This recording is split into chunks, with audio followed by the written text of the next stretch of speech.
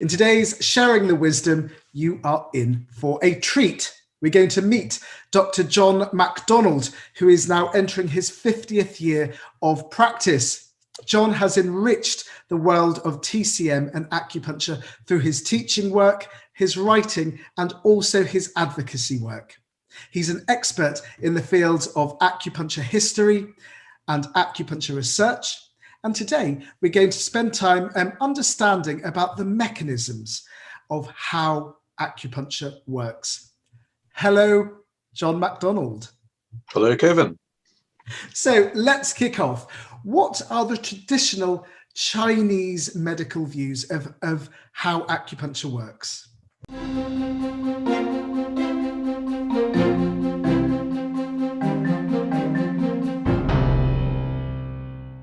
Traditionally, acupuncture was framed in terms of meridians or channels running through the body. These were mapped. On those meridians or channels were vital points, which when needled or sometimes treated with other modalities would have very particular effects. And what those effects were have been recorded since literally years BC. We have an extraordinary continuous literature starting from years BC, and along the way it's a little bit like a social media chat. Somebody is making a commentary on what the guy said in 200 AD. No, I don't agree with him. And then in 600 AD, someone comes back and says, that guy in 430 didn't know what he was talking about. I agree with the guy from 200 BC. And so you get this sort of continuous dialogue between people across literally 2,000 years. And so a great deal has been written down about what works and what doesn't work. But the original concept was the concept of energy circulating through these meridians. And that also crosses over with concepts like meditation, Chinese martial arts, Qigong, which also uses similar concepts of energy circulation in the body. In addition to that, you've got what we call traditional Chinese medicine theory, but it's not a theory in the same way as theory is understood in Western science, because it's not the basis of practice, it's an explanation of practice. And that's a very different thing. And so in Western medicine, you have to have a theory that works. And if your theory works when you extend it into practice, it always works. If your theory doesn't work once, back to the drawing board. And so Chinese medicine, you do a practice that works and then you create an explanatory model for that. It's a little like a folk story. You say, this is what I think happened there. And it doesn't actually matter whether that story is true. Yeah. What matters is that the treatment that was done will still work. And so you may often have heard the expression, well, that's all very well in theory. Will it work in practice?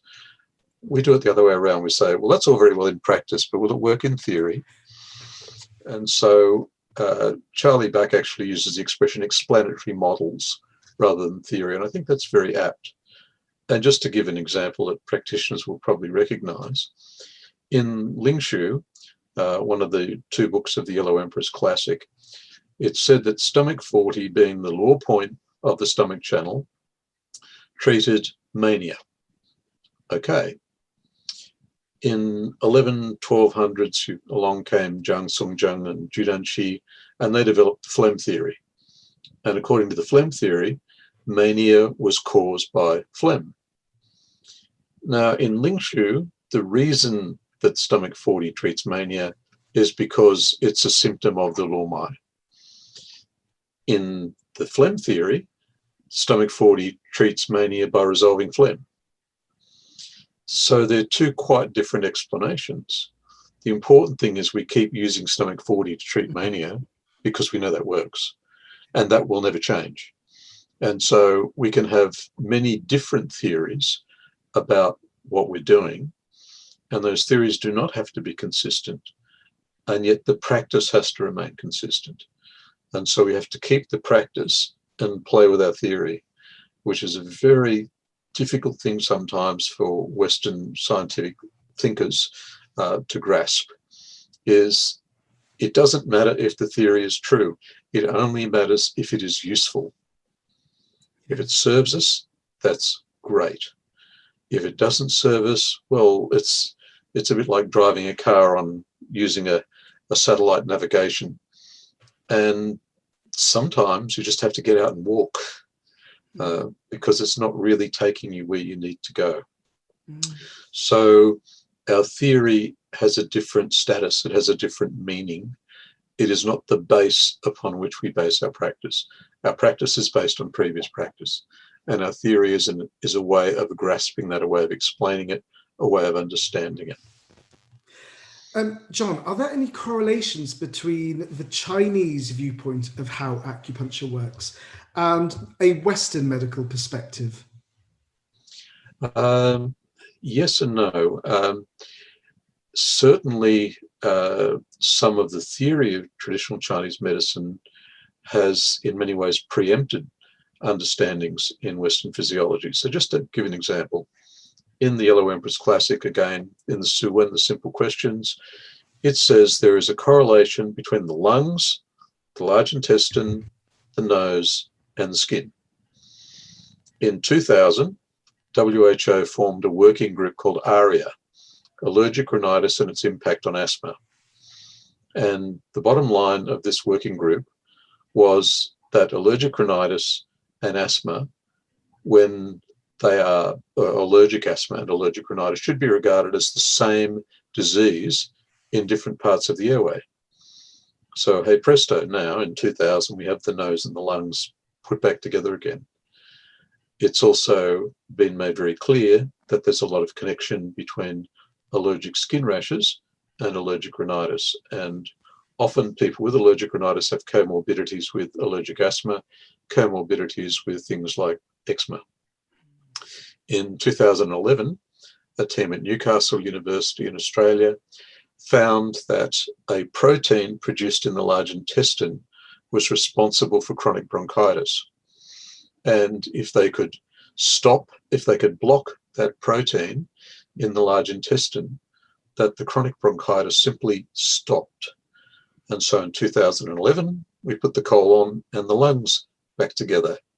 And so now, at last, we've arrived at where the Su Wen was in years BC. And I think that there's a great likelihood that a number of the associations that have been talked about in Chinese medicine are yet to be discovered and appreciated in Western medicine. Oh, I love that. Thank you so much for that, John. I love those associations becoming uncovered, Yes. uncovered. Gosh. Now, could you describe what happens when we place a needle into an acupuncture point? Okay, there's been a lot of research being done on that recently. And so much of the early research was about the pathways. So it's this tracing the signals like an auto electrician. And so there's a signal from the point to the brain and brainstem. There's a series of interactions between the centers in the brain. There's a descending signal that comes down to the dorsal horn of the spine where the famous pain gate operates. Then from there you get effector responses that go from the dorsal horn to the periphery, to the organ, to whatever it is you're trying to affect. More recently, a lot of work is being done looking more closely at the point rather than at the site of effect.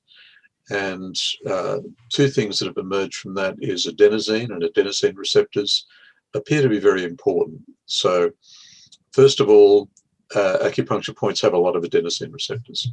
Secondly, the acupuncture signal, and in these particular studies, they were looking at acupuncture analgesia, so the acupuncture's ability to ease pain. In rats, it was obliterated if you blocked the adenosine receptor at the acupuncture point. And so what they demonstrated was it was absolutely essential, at least in rats, that the adenosine response was the first part of the acupuncture response. A couple of years later, that was replicated in humans. And so in humans, we know you block the adenosine receptor, the music stops. And so that's the first point. The theory is that somehow the mechanical stimulus of the needle is through the adenosine receptor converted into a signal on a nerve.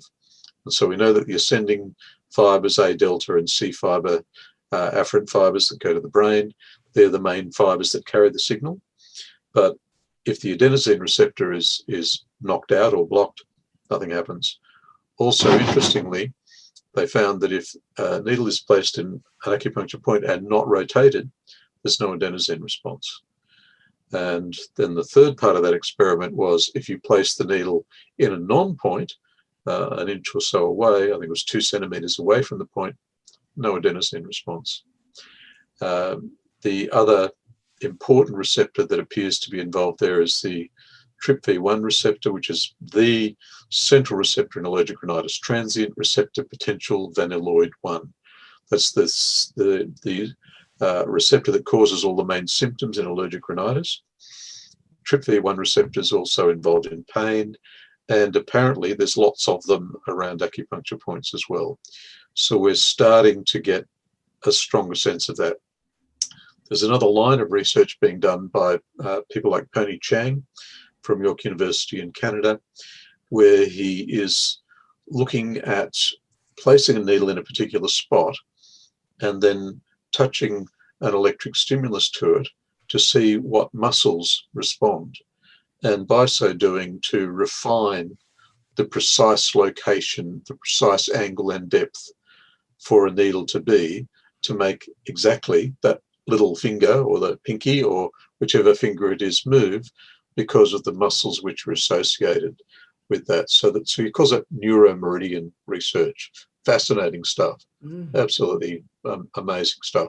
And a very clear confirmation that the concept of channels was a very real anatomical description, and that these points definitely do have these connections as were shown on these channel maps, and that those connections are through nerves, myofascia, muscles, lots of different tissues. So it's not just nerves. And so are acupuncture channels just nerves? No, they're not. And we have lots of evidence of that. Are they lymph vessels? No, they're not. They are a separate system. And so, yeah, we do have some really interesting work being done at the moment on points and channels.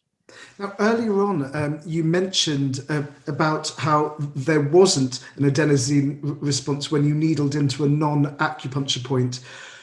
What happens when we needle a non-acupuncture point, and why is there often a placebo effect?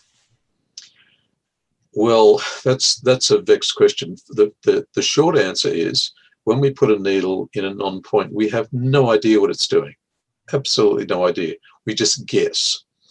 And the guess often is it's not going to do anything.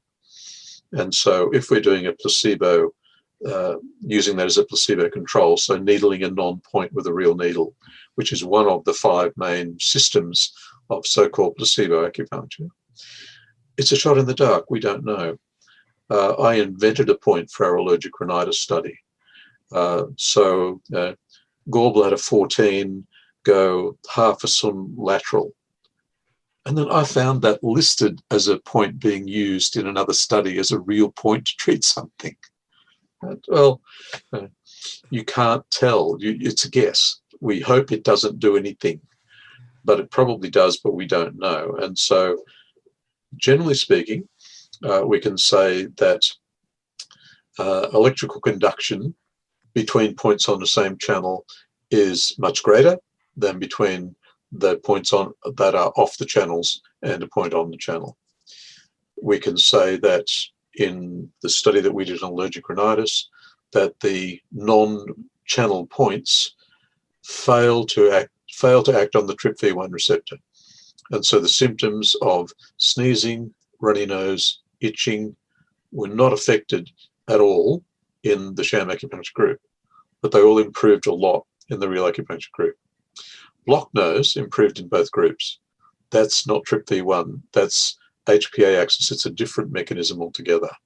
And so the sham acupuncture, or the non-point, activated one pathway, but it didn't activate the other. And so there's lots of experiments where we can see that what the placebo needle is doing and what the real needle is doing are actually quite separate. They're quite different.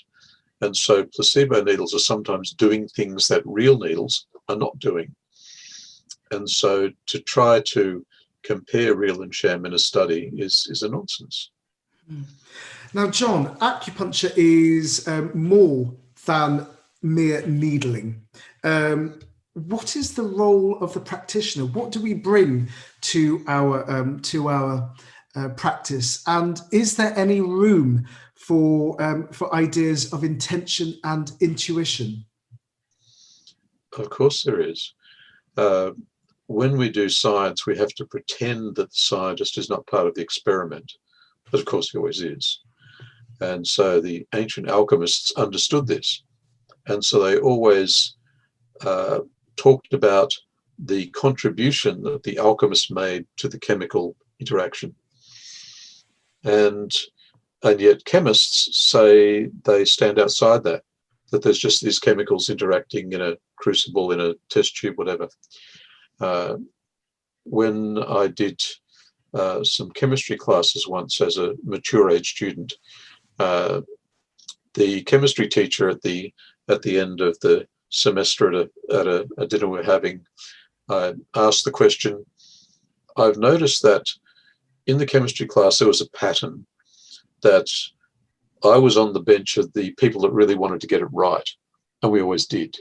We always got measures that were almost exactly what was in the textbook.